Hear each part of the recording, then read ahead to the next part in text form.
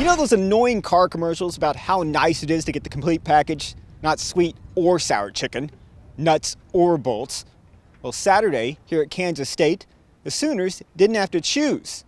Oklahoma finally got off to a fast start and finished strong. It was in between that was a problem. In Trevor Knight's first start since week 2, the speedy sophomore showed his versatility early, passing for a score to Sterling Shepard on OU's first drive of the game and running for another. Put the Sooners up 14-0. You know, it's got to boost your confidence coming in here and playing like we did. And the last 2 weeks, the amount of yards we put up in the run game, it's got to be confidence for those guys up front. And I think moving forward, you know, it's just Blake can play. Blake's going to do his thing. He's going to do a great job. But we also have me. We also have Kendall, which he showed last week. And so we know that, you know, if somebody goes down, we're going to have depth, and the next guy's just got to step up and be ready.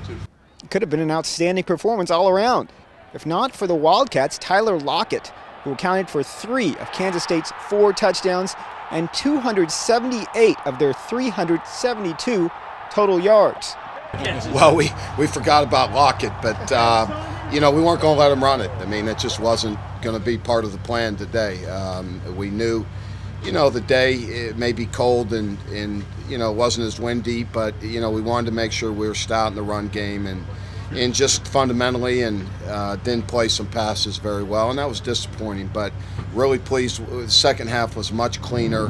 But while Lockett was catching fire, OU senior Brennan Clay was running away with things. Clay carried the ball 31 times for 200 yards, both career highs. I just think it's hard as a running back, especially in college ball. 6-7 carries a game, and I feel like that's what happens when you have such a great backfield. And, between myself, Damian, and Roy, we all do a great job with the ball in our hands, and it's hard for us all to get a rhythm. But I had to carry the load a little bit more today, and I found that rhythm, and we just kept grinding.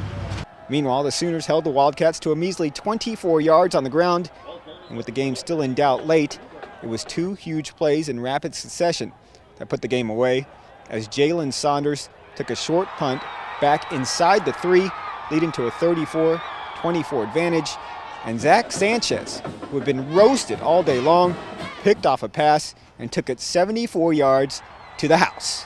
It was long overdue. I think today the way it happened, it was just perfect timing, I guess. But I had a terrible first half. The older guys gave slick. They routed around me. Q Hayes, just told me to keep my head up and keep playing. And I came out with a mindset that I was going to make the play or make a big play, that had an impact on the game. In the end, it all translated into a 41-31 win for the Sooners and a school record 158th victory for Bob Stoops. Again, I don't look at anything at all individually. I'm supported by a great administration. It's been here for all 15 years.